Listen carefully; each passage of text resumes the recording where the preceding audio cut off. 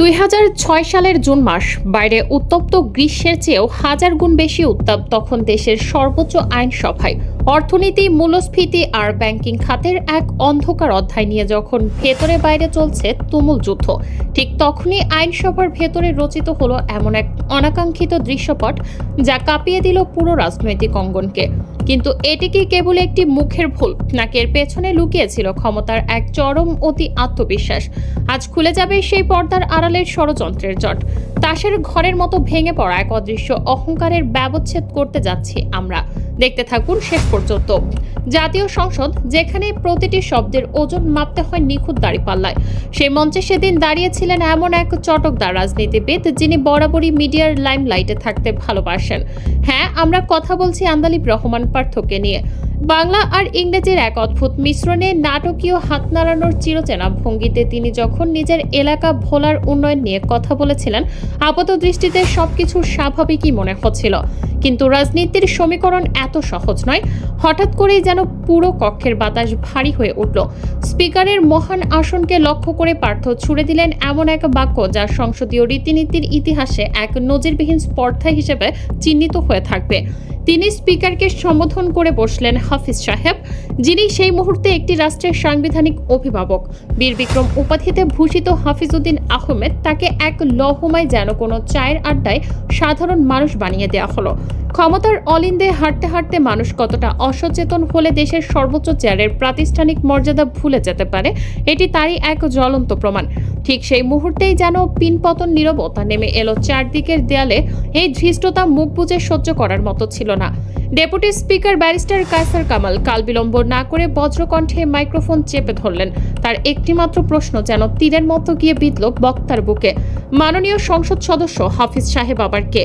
কয়েক সেকেন্ড আগের সেই অতি স্মার্ট, আত্মবিশ্বাসী এবং ক্যামেরার সামনে বীরত্ব দেখানো মুখটি মুহূর্তে ফ্যাকাশে হয়ে গেল। তাসের ঘরের মতো ভেঙে পড়ল চটকদার বাচনভঙ্গির সেই দেয়াল। অহংকারের সেই দুর্ভেদ্য দুর্গ যে কতটা ভঙ্গুর তা স্পষ্ট হয়ে উঠল যখন পার্থ অপ্রস্তুত হয়ে দাঁত বের করে কাচুমাচু মুখে বলতে শুরু করলেন, সরি সরি সরি স্পিকার সাহেব, আই এম সো সরি। কিন্তু একজন অনুসন্ধানী সাংবাদিকের চোখে এই সরি কেবল একটি শব্দের অনুশোচনা নয়, এর আড়ালে লুকিয়ে আছে এক গভীর মনস্তাত্ত্বিক অসুখ। যেখানে জননেতা হওয়ার চেয়ে সোশ্যাল মিডিয়ার সস্তা হাততালি আর ভাইরাল ক্লিপের মাস্টারমাইন্ড হয় যেন মূল লক্ষ্য হয়ে দাঁড়িয়েছে। নীতি নির্ধারণের গম্ভীর আলোচনাকে একদল রাজনীতিবিদ আজ পরিণত করতে চাচ্ছেন একটি বিনোদন মঞ্চে। কিন্তু নাটকীয়তার এখানেই শেষ নয়। এই ঘটনার গভীরে লুকিয়ে আছে এমন এক নীল নকশা যা সাধারণ মানুষের চোখের আড়ালে থেকে যায়। কেন হঠাৎ করে এই অধিবেশনেই বিতর্কিত হয়ে উঠল ইসলামী ব্যাংকের প্রসঙ্গ? কেনই বা স্পিকার তাকে থামিয়ে দিয়ে মনে করিয়ে দিলেন তার আসল এখতিয়ার? পার্থের এই অতি আত্মবিশ্বাসের রাজনীতির নেপথ্যে আসলে কার হাত রয়েছে? আমরা টেনে খুলে ফেলবো সেই মুখোশ।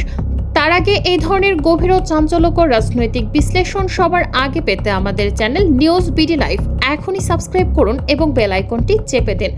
জনপ্রিয়তার মোহে অন্ধ হয়ে যাওয়া একজন রাজনীতিবিদ যখন রাষ্ট্রের সর্বোচ্চ আইনসভাকে নিজের ব্যক্তিগত ব্র্যান্ডিংয়ের সস্তা কারখানা মনে করেন, তখন বুঝতে হবে সংকটের শিকড় অনেক গভীরে।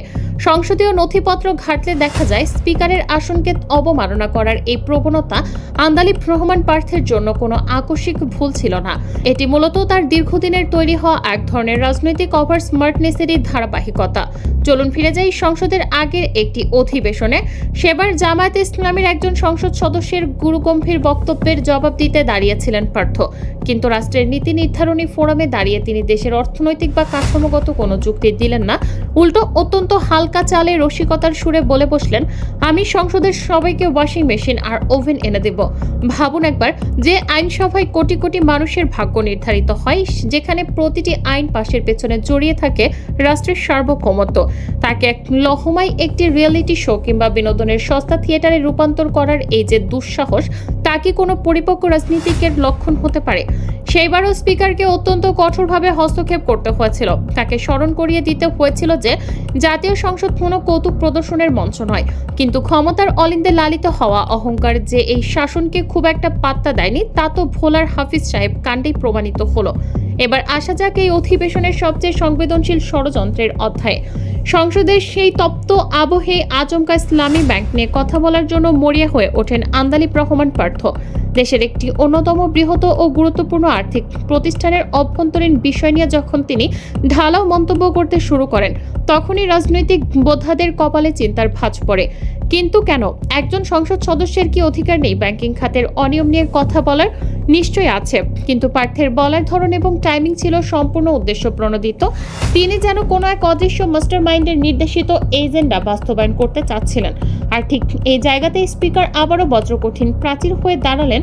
পার্থকে মুখের ওপর থামিয়ে দিয়ে স্পিকার স্পষ্ট ভাষায় জানিয়ে দিলেন, আপনি কোনো ব্যাংকের নীতি নির্ধারক নন। একটি নির্দিষ্ট আর্থিক প্রতিষ্ঠানের অভ্যন্তরীণ স্পর্শকাতর বিষয়ে মন্তব্য করার আগে আপনার নিজের এখতিয়ার এবং সীমানা বুঝে কথা বলা উচিত। এই একটি ঘটনায় রাজনীতির সমীকরণ পুরোপুরি বদলে দেয়। রাষ্ট্রীয় ক্ষমতার করিডোরে একটি কুখ্যাত বাক্য বহু বছর ধরে প্রচলিত আছে, যেখানে স্বার্থ সেখানেই পার্থ। সমালোচকরা প্রশ্ন তোলেন, মাঠ পর্যায়ের দীর্ঘদিনের ত্যাগী রাজনীতি কিংবা কোনো সুনির্দিষ্ট আদর্শের শক্ত খুঁটি কি আদৌ আছে এই নেতার, নাকি যেখানেই ক্ষমতার হাওয়া বয়, যেখানেই মিডিয়ার আলো ঝলমল করে, সেখানেই নিজের চটকদার উপস্থিতি নিশ্চিত করাই তার প্রধান কৌশল। জনসম্মুখে নিজেকে তিনি নতুন প্রজন্মের একজন প্রগতিশীল, স্বাধীনচেতা এবং সংস্কার মুক্ত আধুনিক রাজনীতিক হিসেবে জাহির করতে ভালোবাসেন।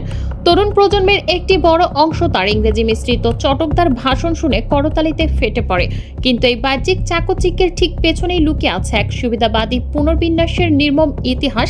তার রাজনৈতিক প্রতিপক্ষরা যখনই তার পারিবারিক অতীতের দিকে আঙুল তোলে, তখনই চূর্ণ বিচূর্ণ হয়ে যায় তার এই তথাকথিত আধুনিকতার তাসের ঘর।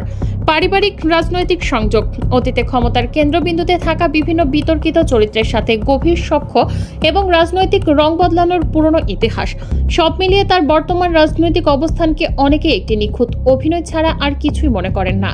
যখন আদর্শের চেয়ে ব্যক্তি স্বার্থ আর পারিবারিক সুবিধাবাদ বড় হয়ে ওঠে, তখন সংসদের মর্যাদা ক্ষুণ্ণ হওয়াটা খুবই স্বাভাবিক এক পরিণতি। আসলে পুরো ঘটনার গভীরতম ক্ষতটি অন্য জায়গায়। সাম্প্রতিক বছরগুলোতে আমাদের সংসদীয় সংস্কৃতিতে এক ভয়াবহ ভাইরাসের অনুপ্রবেশ ঘটেছে। আজ অনেক সংসদ সদস্যের কাছে জনগণের মৌলিক অধিকার বা রাষ্ট্রের নীতিগত আলোচনার চেয়ে বড় হয়ে উঠেছে ফেসবুকের ক্লিপ, ইউটিউবের শর্টস কিংবা টিকটকের ভাইরাল মুহূর্ত। বক্তব্য দেওয়ার সময় যাদের চোখ থাকে ক্যামেরার লেন্সে, মগজে ঘোরে ভিউ আর কমেন্টের সংখ্যা।